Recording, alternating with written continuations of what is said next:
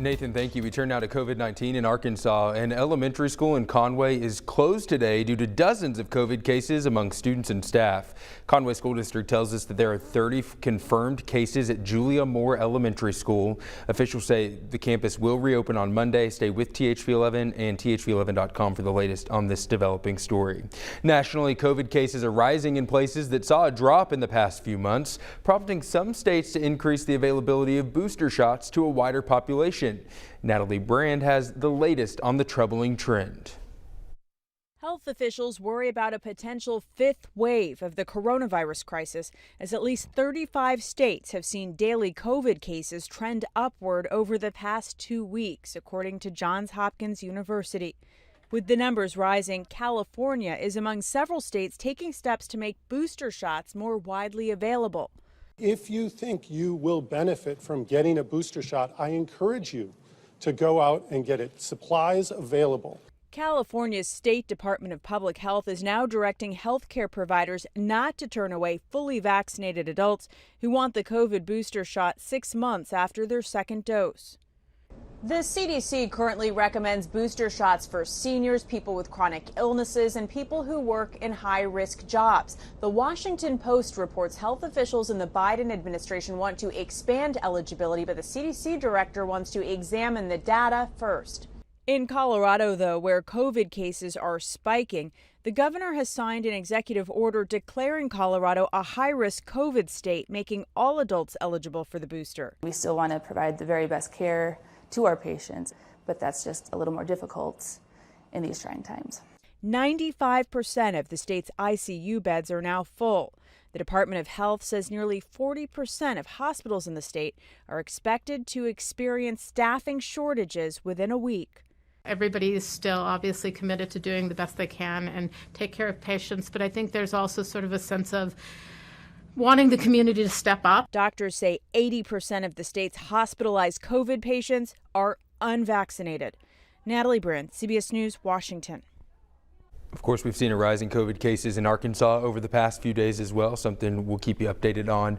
President Biden met virtually this morning with leaders of the Asia-Pacific Economic Cooperation Forum to address economic recovery in the region by shoring up supply chains, tackling labor issues, and continuing to respond to the COVID-19 pandemic. We've talked a lot about long-haul COVID since the pandemic started, but most of the conversations have been centered around adults. Unfortunately, it's happening with kids as well. That's why Arkansas Children's Hospital is hoping to bring some answers to the many questions that parents have. Arkansas Children's received about $25 million to coordinate with 14 other rural states and study long-haul COVID in kids. Dr. Jessica Snowden with the hospital says the study will dig into how COVID-19 impacts kids' hearts, livers, and hormones long-term, while trying to figure out why kids are struggling to sleep and focus months after they test positive.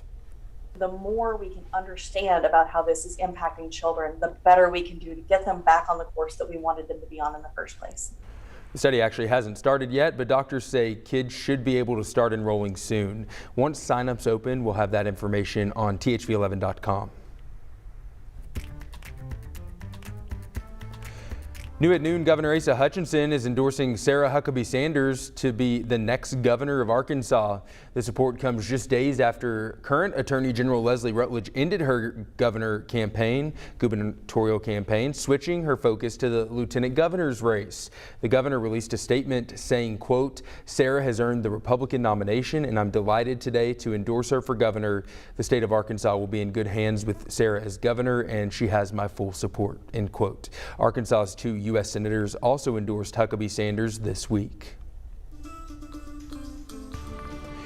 We're at a crucial turning point in the murder trial of Kylerittenhouse. The 18-year-old claims he was defending himself when he shot 3 men, killing 2 of them during a protest after a police shooting in Kenosha, Wisconsin. Testimony ended yesterday when the defense rested its case. Nancy Chin is in Wisconsin with the very latest. What was going through your mind at this particular moment? That I was going to die. A week of oftentimes emotional testimony, including the possibly pivotal moment when Kyle Rittenhouse himself took the stand. Ended with the defense portraying a chaotic and fast-moving chain of events on that summer night in Kenosha. As one of their experts said, the shootings that ultimately killed 2 and seriously wounded another man unfolded in mere minutes. What is the total amount of time of this event? 2 minutes and 55 seconds, approximately. It's calculated out. There's a bunch of variables in there. The jury also seeing new video shot by a blogger who backed Rittenhouse's claims he had reason to fear for his life. Drew Hernandez testified that Joseph Rosenbaum, who Rittenhouse shot and killed, posed a threat. He led the charge into the gas station. He was getting physically aggressive. The prosecution worked to paint Hernandez as biased, referencing social media comments he had made in the past. Have you ever posted anything on social media? Yes. In support of Kyle Rittenhouse? One could argue yes. There was also continued tension between prosecutor Thomas Binger and Judge Bruce Schroeder. Don't get brazen with me. After the two repeatedly clashed Wednesday, this time over what video could be analyzed. Yesterday, I was the target of your ire for disregarding your orders. Today, the defense is disregarding your order. The judge has yet to rule on the defense's motion for a mistrial with prejudice, which means this trial would be over and Rittenhouse could not be charged again. In the meantime, as we do near a verdict, Kenosha police say they're getting ready. Nancy Chin, CBS News, Kenosha, Wisconsin. Let's turn to some other news now. The investigation into last week's deadly crowd surge at the Astro World Festival continues this afternoon. A spokesperson for headliner Travis Scott tells CBS News the rapper was not responsible for the tragedy. Meanwhile, radio chatter from Houston police appears to capture the moment officers saw the event turn. That crowd is super thick, super dense. If you go in there, this could possibly turn into an officer rescue situation. Video shared by a source close to the Astro World Festival shows police near the stage seemingly unaware of what was happening. Earlier this week, the death toll climbed to 9. Hundreds of others were injured in the chaos. It's what most of us are noticing when we go grocery shopping these days. Everyday foods are costing us more than what we're used to. Inflation is affecting the economy from all sides, hitting a 30-year high last month.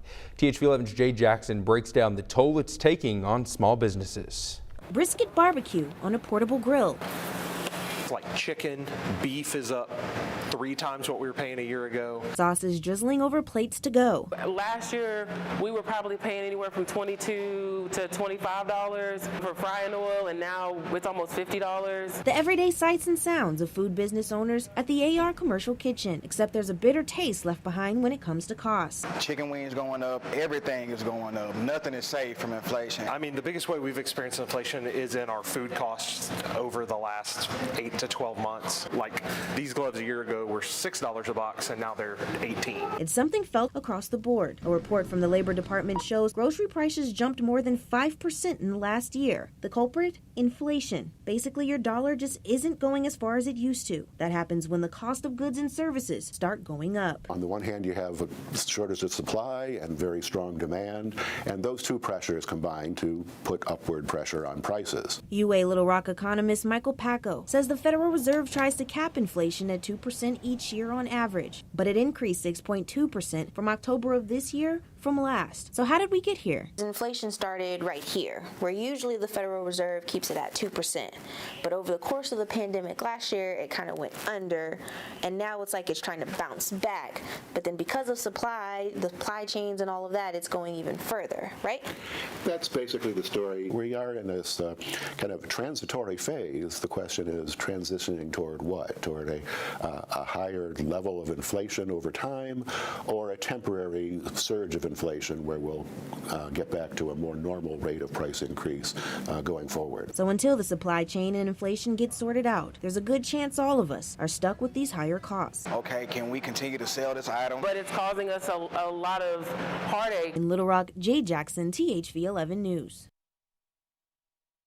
And this week, President Biden spoke about the record rise in inflation, saying it's a top priority and that his administration is working on addressing it.